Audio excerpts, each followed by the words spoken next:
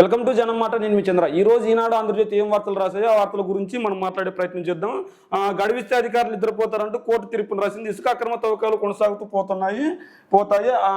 SGST ఉత్తర్వుల అమలుపై మే 9 లోపు అఫిడవిట్ దాఖలు చేయాల్సిందే. కేంద్ర పర్యావరణ అటవీ శాఖ, ఏపీ ప్రభుత్వ జేపీ సంస్థకు సుప్రీంకోర్టు స్పష్టీకరణ. అక్రమ తవ్వకాలను అడ్డుకోవాలని రాష్ట్ర ప్రభుత్వానికి కోర్టు ఆదేశాలు జారీ చేసింది. మనం వాళ్ళకి ఏదన్నా గడువిస్తే కానీ అధికారులు నిద్రపోతారు, వెంటనే చర్యలు తీసుకోండి అని చెప్పేసి ఏపీ ప్రభుత్వానికి ఇసుక తవ్వకాలపై ఖచ్చితంగా కట్టుదిట్టమైన చర్యలు తీసుకోవాలని చెప్పేసి కోర్టు ఆదేశాలు జారీ చేసింది. అయితే ఈ కోర్టు ఏం చెప్తుందంటే ఇసుక తవ్వకాలు ఖచ్చితంగా పర్యావరణానికి అన్నిటికీ ఇబ్బంది కలుగజేస్తాయని చెప్పేసి, ఈ ఇబ్బంది కలుగజేయకూడదని చెప్పేసి ఖచ్చితంగా కోర్టు ఆదేశాలు అమలు పరచాలని చేసి ప్రభుత్వాన్ని దాఖలు చేసింది. ఈ ప్రభుత్వాన్ని ఏమని దాఖలు చేసిందంటే ఇసుక తవ్వకాలు ఏవైతే ఉన్నాయో ఆ ఇసుక తవ్వకాలను వెంటనే ఆపే విధంగా ప్రభుత్వం ఆదేశాలు జారీ చేయాలని చెప్పేసి చర్యలు తీసుకోవాలని చెప్పి చెప్పింది. అదేవిధంగా పింఛన్లపై సర్కార్ మరో కుట్ర చేసిందంటూ వార్త రాసుకొచ్చారు.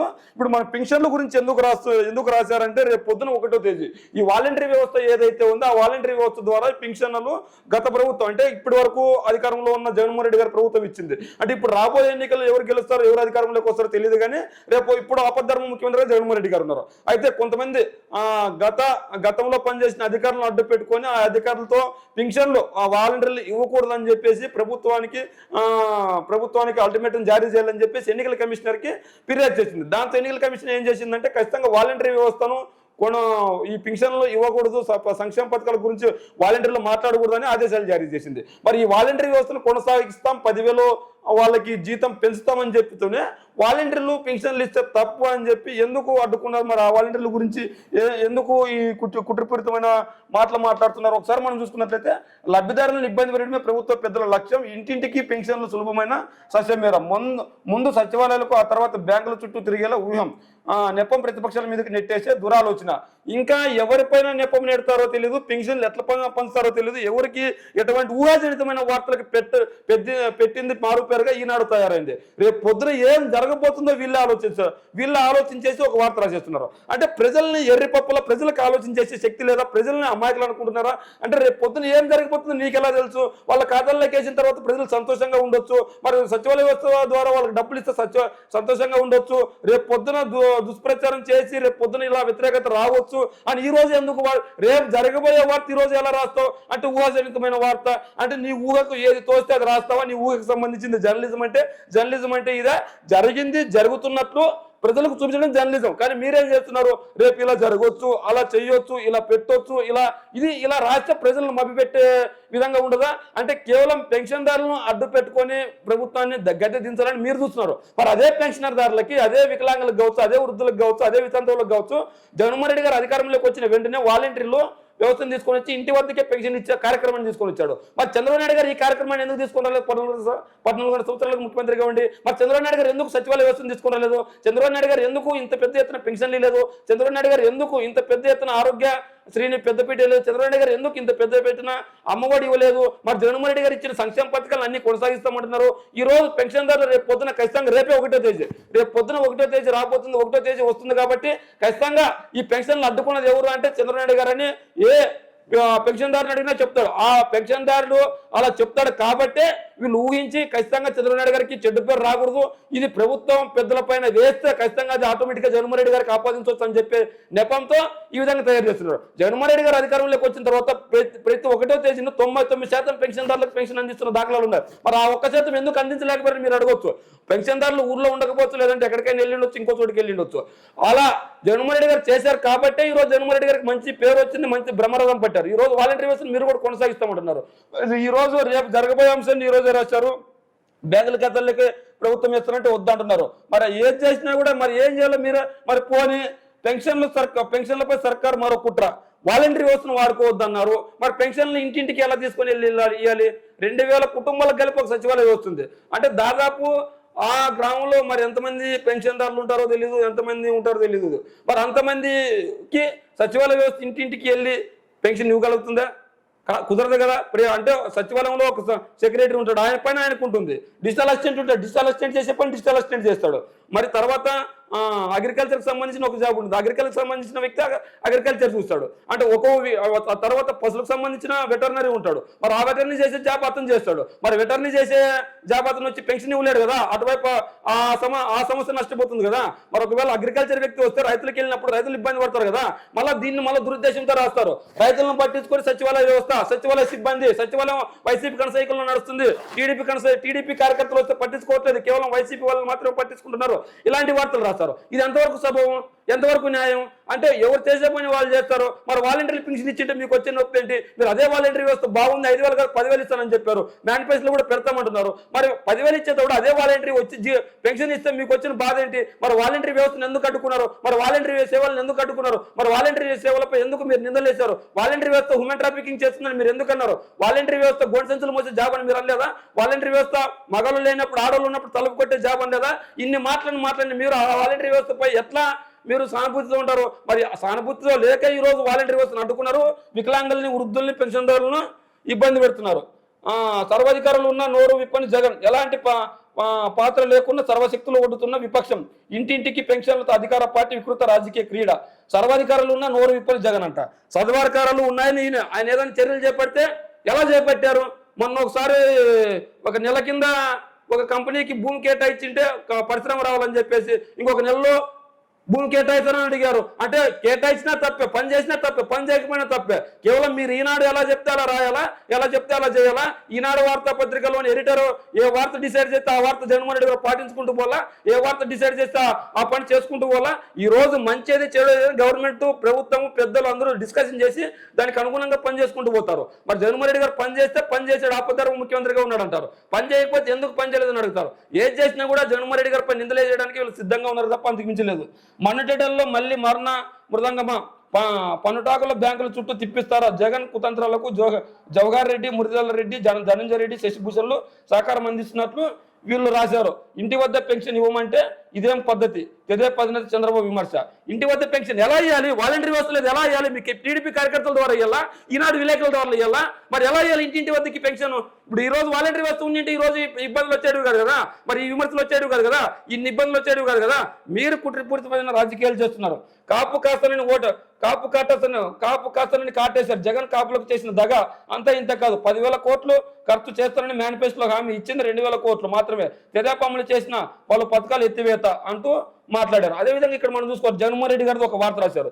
కుట్రల కూటమితో యుద్ధం, ఎవరి వల్ల మేలు జరిగితే వాళ్ళకే ఓటు వేయండి. చోడవరం, అంబాజీపేట, పొన్నూరు సభలో సీఎం జగన్. చోడవరంలో ప్రసంగిస్తున్న జగన్ పక్కన అభ్యర్థి ధర్మశ్రీ గురించి రాశారు. మరి కుట్రల కూటమితో యుద్ధం, ఎవరి వల్ల న్యాయం జరిగితే, ఎవరి వల్ల మేలు జరిగితే వాళ్ళకే నాకు ఓటేయని జగన్మోహన్ రెడ్డి అడగట్లేదు. మరి ఆ మాట మీరెందుకు చెప్తున్నారు? నా వల్ల మేలు జరిగితే నాకు ఓటేయండి, నా వల్ల మేలు జరగకపోతే మీకు ఎవరి వల్ల మేలు జరిగితే వాళ్ళకి ఓటేయండి అంటున్నాడు. ఇంతకింటే శుద్ధి ఉన్న నాయకుడు ఎవరైనా ఉంటారా? మరి ఆ మాటలు మీరు ఎందుకు మాట్లాడలేకపోతున్నారు? జగన్మోహన్ రెడ్డి గారికి ఉన్న విశ్వసనీయత మీకు ఎందుకు లేదు? జగన్మోహన్ రెడ్డి గారికి మంచి చేశారు కాబట్టి ఆ మాట అనగలుగుతాడు. మీరు మంచి చేయలేరు కాబట్టి ఆ మాట అనలేకపోతున్నారు. ఈ రోజు జగన్మోహన్ రెడ్డి గారు మంచి పరిపాలన, మంచి సంక్షేమాన్ని అందించారు కాబట్టి జగన్మోహన్ రెడ్డి గారికి బ్రహ్మరథం పడుతున్నారు ప్రజలు. జగన్మోహన్ రెడ్డి గారు మాట్లాడిన మాటలు మీరు ఎందుకు అనలేకపోతున్నారు? మీకు నిజంగా నిజాయితీ, నిజంగా చిత్తశుద్ధి, నిజంగా మంచి పేరు ఉంటే కనుక నా గత పరిపాలన 14 సంవత్సరాల పరిపాలన చూసి నాకు ఓటేయండి. మీకు మంచి పరిపాలన చేస్తా. నా హయాంలో వాళ్ళని సంక్షేమ పథకాలు అందించాను, అవన్నీ రద్దు చేశారు జగన్మోహన్ రెడ్డి గారు, నేను వస్తే తిరిగి తీసుకొస్తానని చెప్పండి. ఇక్కడ ఏం రాశారు? కాపు కాసాన్ని కాటేశారు. జగన్ కాపులకు చేసిన దగ అంతా ఇంత కాదు, 10,000 కోట్లు ఖర్చు చేస్తున్న మేనిఫెస్టోలో హామీ 10,000 కోట్లు. మరి ఏం చేశారు? తెదేపా అమలు చేసిన పలు పథకాలు ఎత్తివేత. మరి తెదేపా ఎత్తేసిన పలు పథకాల పేర్లు చెప్పండి. మరి ఆ పేర్లు మీరు ఎందుకు చెప్పలేకపోతున్నారు? కేవలం ఆరోపణలు మాత్రమే చేస్తున్నారు. మరి జగన్మోహన్ రెడ్డి గారు ఇచ్చిన సంక్షేమ పథకాలను మేము ఎత్తేస్తాం, ఆ గతంలో ఇచ్చిన సంక్షేమ పథకాలను మేము కొనసాగిస్తామని చెప్పండి. మీరు ఆ మాటలు ఎందుకు మాట్లాడలేకపోతున్నారు? ప్రజలు మభ్యవేయడానికి తప్ప ఇంకేం లేదనిపిస్తుంది. ఇంకో ఎన్డీఏ ఉమ్మడి మేనిఫెస్టో నేడు విడుదల అంటూ ఒక వార్త రాశారు. చంద్రబాబు నివాసంలో విడుదల హాజరు కానున్న కూటమి నేతలు ఇప్పటికే సూపర్ 6 పై విస్తృత ప్రచారం. ఉద్యోగాలు, సంక్షేమ అభివృద్ధి సమ్మేళనం, నేటి అవసరాలు, రేపటి అవకాశాలు ఇతివృత్తంగా ప్రణాళిక రూపకల్పన చేసిందంటూ వాళ్ళు ఈ రోజు ఏదైతే మేనిఫెస్టో రిలీజ్ చేయబోతున్నా ఆ మేనిఫెస్టో ఈ రోజు రిలీజ్ చేస్తామని చెప్పారు. మరి 14 నుంచి 19 వరకు మేనిఫెస్టో గురించి ఎందుకు మాట్లాడట్లేదు? మళ్ళీ కొత్తగా ఈ రోజు మేనిఫెస్టో రిలీజ్ చేయాల్సిన అవసరం ఉంది. జగన్మోహన్ రెడ్డి గారు గతంలో ఏవైతే సంక్షేమ పథకాలు ఇచ్చాడో, ఏదైతే మేనిఫెస్టో ఉందో దానికి కొద్దిగా మెరుగులు దిద్ది దాన్నే అమలు పరుస్తున్న దాఖలాలు ఉన్నాయి. మరి మీ మేనిఫెస్టో ఎందుకు గతంలో ఇప్పుడు చూపించలేకపోతున్నారు? ఎందుకు ఆ మేనిఫెస్టోని చూసి ఓట్లు అడగలేకపోతున్నారు? మరి ఆ మేనిఫెస్టోకు మీకు శుద్ధ ఉందా లేదా? మరి ఆ మేనిఫెస్టో పరిస్థితి ఏంది? ఇట్లాంటి అంశాలన్నీ ప్రజలు కూడా లేవనెత్తున్నారు. వైకాపాకు కాలం చెల్లిందంటూ నంద్యాల సభలో చంద్రబాబు నాయుడు గారు మాట్లాడారు. అభ్యర్థులకు డిపాజిట్లు గల్లంత అవుతాయి, మార్పు కోరుకుంటున్న ప్రజలు డోన్ నందికొట్కూరు సభల్లో తెదే పదిన చంద్రబాబు నాయుడు ప్రసంగించారు. వైకాపా నాయకులకు కాలం చెల్లిందో టీడీపీకి కాలం చెల్లిందో ప్రజలు నిర్ణయించే సమయం ఇంకా పట్టుమని 10 రోజుల్లో ఉంది, చూద్దాం. అదేవిధంగా చంద్రబాబు నాయుడు గారు మాట్లాడు ఉద్యోగులకు అండగా ఉంటానంటూ ఒక మాట్లాడినట్లు. సిపిఎస్ ప్రత్యేక విధానం చంద్రబాబు, సకాలంలో పిఆర్సీ పెన్షన్ ఇస్తాం, ఉద్యోగాలకు పాలిట రాక్షసుడిగా జగన్, వారంలో సిపిఎస్ రద్దు అన్నాడు. అలాంటి వారాలు చాలా పోయాయి. ఫిట్మెంట్ ఇవ్వకుండా ఇబ్బందులు, డిఎల్ఓ 25,000 కోట్లకు పైగా బకాయిలు, ఒక నెలలోనే ఒకటిన్న పెన్షన్ ఇవ్వలేదు, మద్యం షాపుల్లో వద్ద టీచర్ల కాపలా, ప్రజల భూములు కొట్టేసేందుకు పన్నాగం, గత ఎన్నికల్లో కోడికత్త డ్రామా, ఇప్పుడు గులకరాయి నాటకం, పిట్టకథల బుగ్గన తినేదంతా కక్కిస్తా, ప్రజాగలంలో టీడీపీ అధినేత హెచ్చరిక అంటూ వార్త రాశారు. ఇక్కడ మద్యం షాపుల వద్ద టీచర్ల కాపలా అంటూ ఒక వార్తను హైలైట్గా చేసి మాట్లాడారు.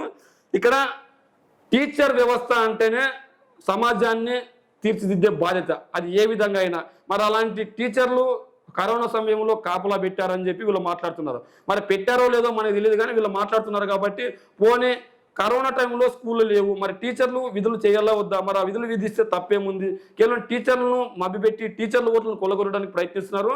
కానీ వీళ్ళు నిజంగా నిజాయితీతో చిత్తశుద్ధి ఉంటే 2019లో ఎందుకు వీళ్ళు కోటేయలేదు?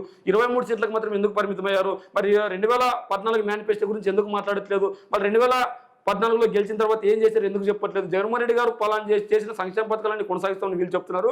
మరి చంద్రబాబు నాయుడు గారు చేసిన సంక్షేమ పథకాలను వీళ్ళు ఎందుకు కొనసాగించలేకపోతున్నారు? మరి ఇంతకుముందు ఏదైతే అక్రమ ఇసుక తవ్వకాలు ఆపండి మనం ఏదైతే మాట్లాడుకున్నా ఆవాడుతున్నది, జగన్ కోట బద్దలు కొడతామంటూ పవన్ కళ్యాణ్ మాట్లాడినాడు.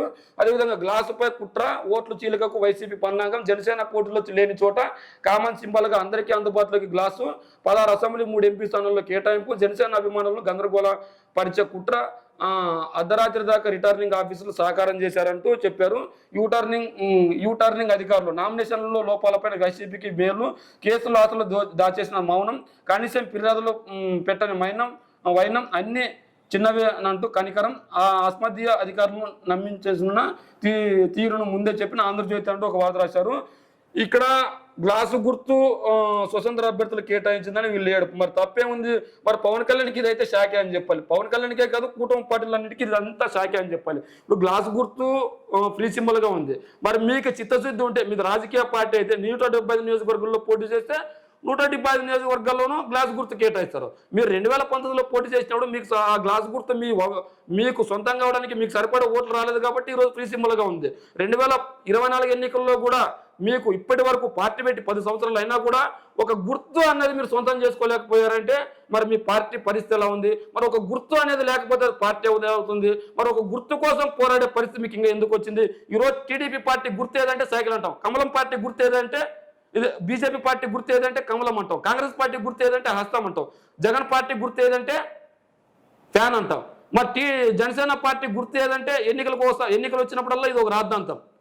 ఇప్పుడు మళ్ళీ ఫ్రీ సింబల్గా జనసేన పోటీ లేని చోట ఫ్రీ సింబల్గా వచ్చే అవకాశం ఎవరైనా కోరితే ఇస్తామని కోరితే ఇస్తారు. అంటే గ్లాస్ గుర్తు నీది ఒక్కందే సొత్తా? ఎవరైనా తీసుకుంటారు. మరి నీది ఒక్కంతే సొత్తు అయితే నువ్వు 175 నియోజకవర్గంలో పోటీ పెట్టి ఖచ్చితంగా నీకు సరిపడే ఓట్లు తెచ్చుకుంటే అప్పుడు నీకు గ్లాస్ గుర్తు ఇస్తారు. మరి నీవేమో 175 నియోజకవర్గంలో పోటీ చేయు, 21 సీట్లలో మాత్రం పోటీ చేస్తావు. గతంలో పోటీ చేస్తే నీకేమో డిపాజిట్లు రాకపోయింది పార్టీకి, మరి గ్లాస్ గుర్తు సొంతం కాకపోయా. ఈ రోజు ఒక గుర్తును మిగిలిన అభ్యర్థులు కేటాయిస్తుంటే మీరు బాధపడుతున్నారు. మరి ఇలా బాధపడితే పరిస్థితి ఎలా ఉంటుంది? మరి ఏదేమైనప్పటికీ ప్రజలకు ఏది మంచి జరిగితే అది ఎన్నికల కమిషన్లు కూడా నిర్ణయాలు తీసుకుంటాయి. అంతేగాని మీకు అనుకూలంగా తీసుకునే పరిస్థితులు ఉండవు. మరి అదేవిధంగా న్యాయానికి జగన్ సంఖ్యల్లో అంటూ సివిల్ కోర్టుల ప్రమేయాన్ని నిషేధించిన టైటిల్ చట్టం, కొత్త చట్టంలో రైతులకు న్యాయం పొందే హక్కు నిరాకరణ, భూ సమస్య వస్తే ఇంకా అధికారులు దయపైన ఆధారం, అధికారి నిర్ణయం నచ్చకపోతే ల్యాండ్ అప్పీలేటుకు అప్పీల్ కోసం ఏళ్ల తరబడి అధికారుల చుట్టూ తిరగాల్సిందే, చివరి పరిష్కారంగానే హైకోర్టుకు వెళ్ళే అవకాశం, టైటిల్ అధికారులకు సూపర్ పవర్ అంటూ ఏదైతే టైటిల్ యాక్ట్ సంబంధించి తీసుకొచ్చారో దానికి సంబంధించి రాశారు. ఇప్పుడు ఎన్నికల సమయంలో ఇలాంటి వార్తలు రాసేది ఎందుకంటే ఖచ్చితంగా జగన్మోహన్ రెడ్డి గారిపై ఏదో ఒకటి బురద జల్లితే ప్రజలు నమ్మే పరిస్థితి ఉంటుంది. దీనికి మళ్ళీ ఇంటికి వచ్చి ఇచ్చేందుకు ఇంకేం బాధ?